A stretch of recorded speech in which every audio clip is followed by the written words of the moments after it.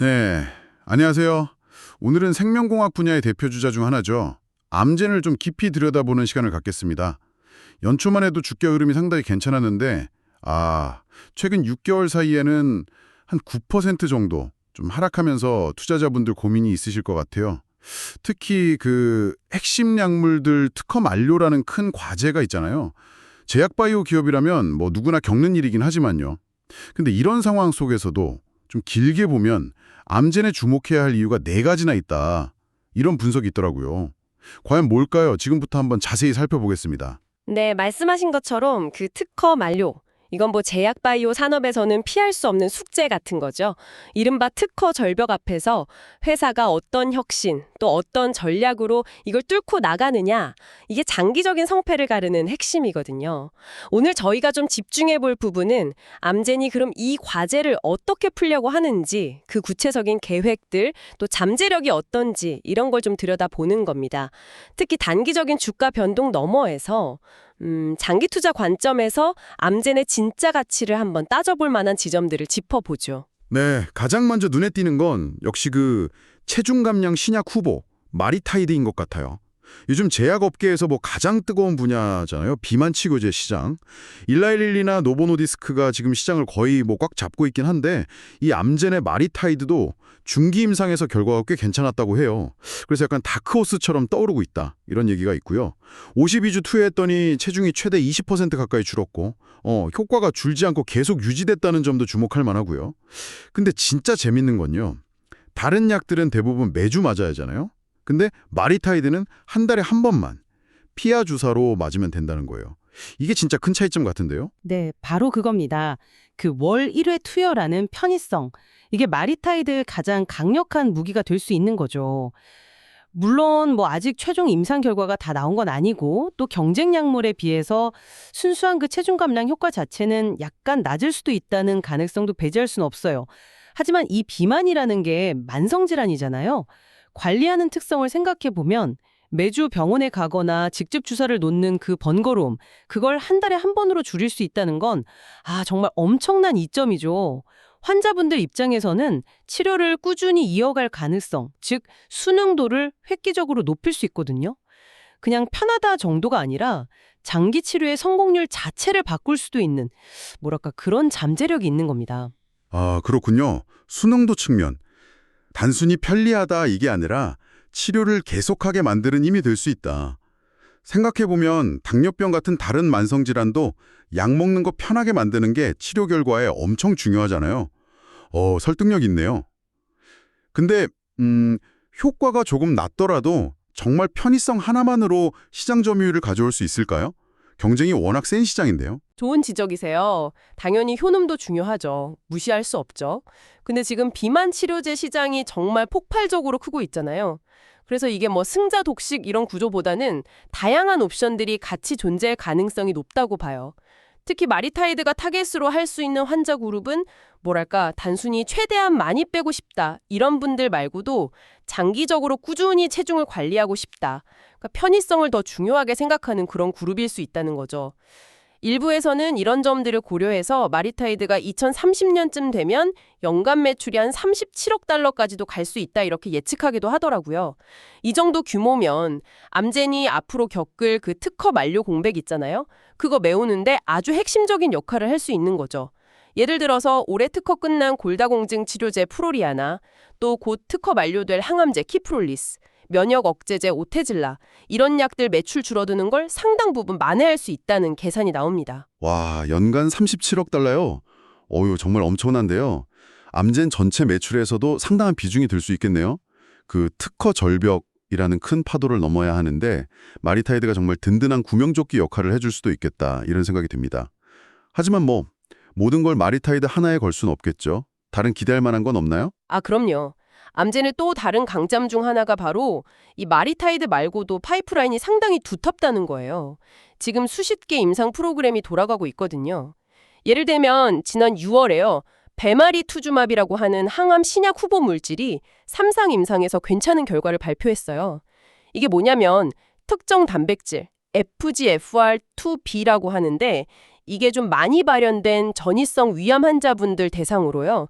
기존 화학요법이랑 같이 썼더니 화학요법만 쓴 그룹보다 전체 생존 기간이 통계적으로 의미 있게 늘어났다는 결과가 나왔습니다. 그래도 FGFR2b 과발현 위암. 특정 환자 그룹을 딱 타겟으로 하는 정밀의료 항암제군요. 생존 기간 개선 효과가 확인됐다면 이거 상당히 기대해 볼 만한데요. 그렇죠. 이 FGFR2b라는 게 특히 예후가 좀 안 좋은 특정 위암 아형에서 자주 발견되는 단백질이거든요. 근데 이걸 표적으로 하는 치료제가 아직 그렇게 많지는 않아요. 그래서 배마리 투주맙이 성공적으로 상용화된다면 이 해당 환자분들한테는 정말 새로운 치료 옵션이 되는 거고 상당한 시장 기회를 잡을 수 있는 거죠.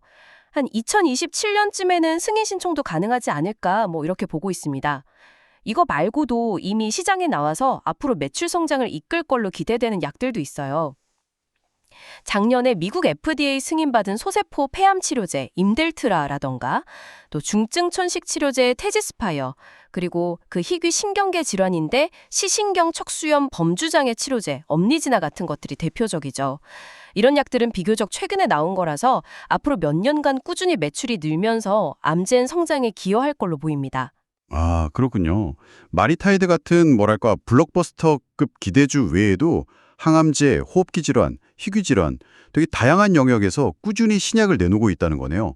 파이프라인이 한쪽에만 쏠려 있지 않고 이렇게 다각화되어 있다는 점이 인상 깊습니다. 네, 바로 그 점이 중요합니다.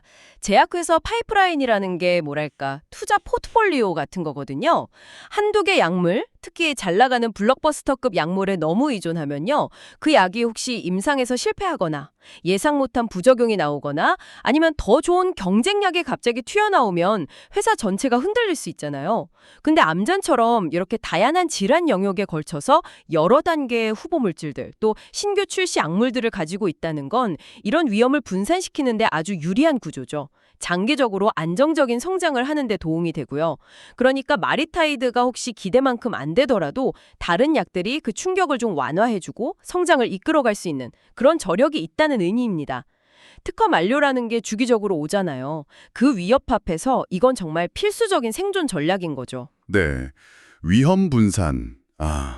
탄탄한 파이프라인이 그래서 중요하구나 다시 한번 생각하게 되네요. 자, 그럼 이번에는 투자자 입장에서 조금 더 직접적으로 와닿을 수 있는 부분, 바로 배당 얘기를 좀 해볼까요? 암젠이 배당주로서도 매력이 꽤 크다 이런 평가가 있던데요. 네, 맞습니다. 암젠이 재무적으로 상당히 탄탄한 회사인데요. 이게 꾸준한 배당 정책에서도 잘 나타나요. 2011년에 처음 배당금을 주기 시작했는데 그 이후로 단 한 해도 안 거르고 매년 배당금을 올려왔어요. 지난 10년 동안 배당금 총 성장률만 봐도 무려 201.3%나 됩니다. 단순히 그냥 배당을 준다 이게 아니라 매년 꾸준히 그리고 꽤 큰 폭으로 늘려왔다는 점이 중요해요. 이건 회사가 계속 성장하고 있고 또 그 성장의 열매를 주주들하고 적극적으로 나누겠다 이런 의지가 강하다는 아주 강력한 신호죠. 와, 10년간 200% 이상 배당금 성장이요? 정말 대단한 기록인데요. 그럼 지금 예상되는 배당 수익률은 어느 정도 수준인가요? 현재 기준으로 보면 예상 배당 수익률이 약 3.5% 정도 됩니다. 이게 미국 S&P 500 기업들 평균 배당 수익률이 한 1.3% 정도 되거든요. 그거랑 비교하면 상당히 높은 편이죠. 요즘처럼 시장 변동성도 크고 금리도 좀 높은 환경에서는 이렇게 안정적으로 꼬박꼬박 들어오는 배당금이 투자자 입장에서는 심리적으로도 안정감을 주고 또 전체 투자 수익률을 높이는 데도 실질적으로 기여를 합니다. 3.5%면 확실히 매력적이네요, 근데. 혹시 회사가 좀 무리해서 배당을 늘리는 건 아닐까요? 특히 신약 개발하려면 돈이 엄청 들잖아요, 제약산업은. 배당 주는 것보다는 R&D나 M&A에 더 집중해야 하는 거 아니냐, 이런 시각도 있을 수 있을 것 같은데요. 네, 합리적인 의문이십니다. 그래서 배당 정책이 계속 될 수 있는지 그 지속 가능성을 볼 때 중요한 지표 중 하나가 현금 배당 성향이라는 게 있어요. 캐시 디비덴드 페이아웃 레이시오라고 하죠. 이게 뭐냐면 회사가 벌어들인 현금 중에서 얼마를 배당금으로 주느냐 그 비율인데요. 암젠의 경우 이 비율이 약 46.5% 수준입니다. 46.5%요? 그러면 벌어들인 현금의 절반도 안 되는 돈을 배당으로 주고 있다는 거네요? 정확합니다. 그 말은 즉 아직 배당금을 추가로 늘릴 수 있는 여력이 충분하다. 이렇게 긍정적으로 해석할 수 있는 거죠. 그러니까 암제는 주주들한테 매력적인 배당을 주면서도 동시에 신약 개발을 위한 R&D 투자나 뭐 미래 성장을 위한 M&A 같은 데 필요한 자금도 충분히 확보할 수 있는 그런 재무적인 체력을 갖췄다. 이렇게 볼 수 있습니다. 단순히 배당을 많이 주는 회사가 아니라 건강하게 배당을 늘려갈 수 있는 회사라는 점, 그게 핵심입니다. 이게 또 회사의 재무 건전성이나 미래 성장에 대한 경영진의 자신감이기도 하고요. 꾸준한 배당 성장 실적에 시장 평균보다 높은 수익률, 그리고 앞으로 더 늘릴 수 있는 재정적인 여력까지.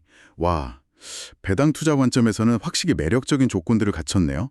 장기 투자하시는 분들한테는 주가 상승 말고도 또 다른 꾸준한 수입원이 될 수 있겠습니다. 자, 그럼 마지막 네 번째 이유로 넘어가 볼까요? 바로 현재 주가 수준, 밸류에이션입니다. 네, 마지막 포인트는 지금 암젠 주가가 그럼 장기적인 가치에 비해서 합리적인 수준이냐, 이 문제죠.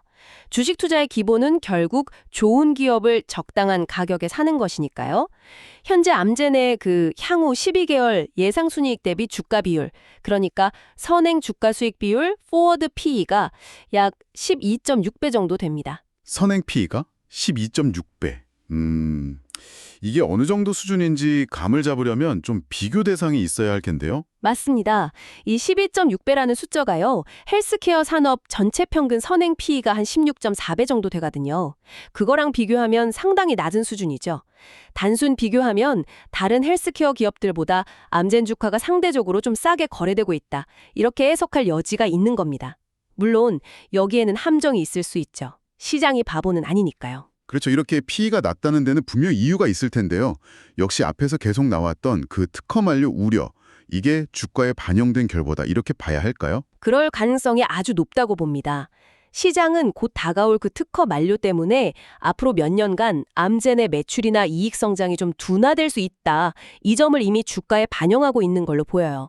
단기적인 어려움을 미리 반영하는 시장의 전형적인 모습이죠. 여기서 이제 투자자에게 던져지는 질문은 이거예요. 이런 단기적인 어려움을 좀 감내하고 5년 또는 그 이상 좀 긴 호흡으로 투자할 준비가 되어 있는가 하는 거죠. 결국 시간과의 싸움이군요.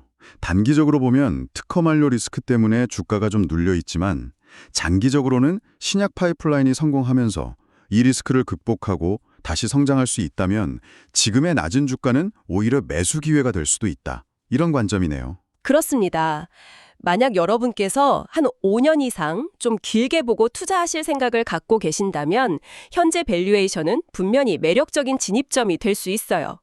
물론 앞으로 한 1, 2년 동안은 특허 만료 영향 때문에 실적이 좀 안 좋거나 주가가 계속 지지부진할 수도 있습니다. 그럴 가능성 충분히 있죠. 하지만 그 기간 동안 마리타이드가 성공적으로 출시되고 또 베마리투주맙 같은 다른 파이프라인 후보 물질들이 순조롭게 개발 단계를 통과하고 임딜트라나 테주스 스파이어 같은 신규 약물들이 시장에 잘 안착한다면 그럼 어떻게 될까요? 특허 만료의 영향력은 점점 줄어들고 새로운 성장 동력이 그 자리를 채우면서 매출과 이익은 다시 성장 궤도에 오를 수 있습니다. 그렇게 되면 지금의 12.6배 PE는 그때 정말 쌌다. 이렇게 평가받을 날이 올 수도 있겠죠. 다만 이런 시나리오가 현실이 되기까지는 시간이 좀 필요하고 불확실성도 당연히 존재합니다.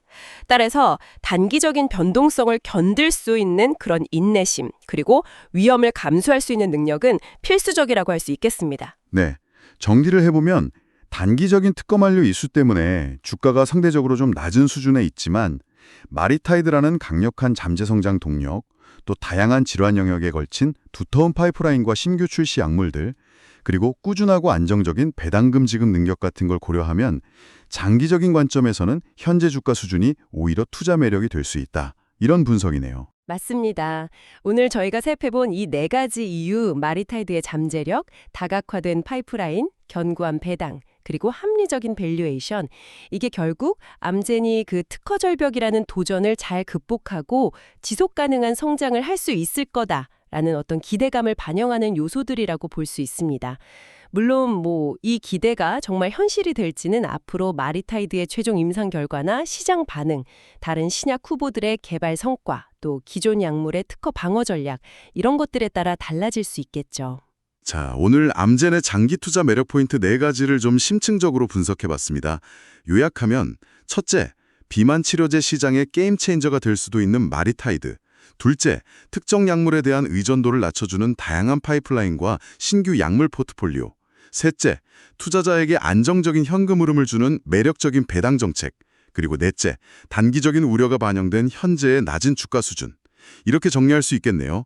이 모든 요소들이 결국 암젠이 특허 만료라는 큰 파도를 잘 넘어갈 수 있을지 그 단서가 될 수 있을 것 같습니다. 네, 결국 핵심은 암젠이 제시하는 그 미래 성장 청사진하고 지금 현재 시장이 매기는 가치 평가 사이에서 투자자 본인이 어떤 시간 지평 또 어떤 확신을 가지고 접근하느냐에 달려 있다고 봅니다. 오늘 저희가 다룬 내용 외에도요, 앞으로 암젠의 행보를 쭉 지켜보시면서 한 가지 더 생각해 보시면 좋을 질문이 있습니다. 그건 바로 뭐냐면 거시적인 환경 변화 있잖아요. 예를 들어서 각국 정부의 약값 정책 변화라던가 아니면 금리 변동 같은 경제 상황의 변화. 이런 것들이 암젠 같은 거대 바이오 기업의 장기적인 수익성이나 성장 전략에 과연 어떤 좀 예측하기 어려운 영향을 미칠 수 있을까 하는 점입니다. 오늘 논의된 기업 내부적인 요인들에 더해서 이런 외부 변수까지 같이 고려하시면서 투자 결정을 내리신다면 여러분께서 좀 더 균형 잡힌 시각을 갖는 데 도움이 되지 않을까 싶습니다.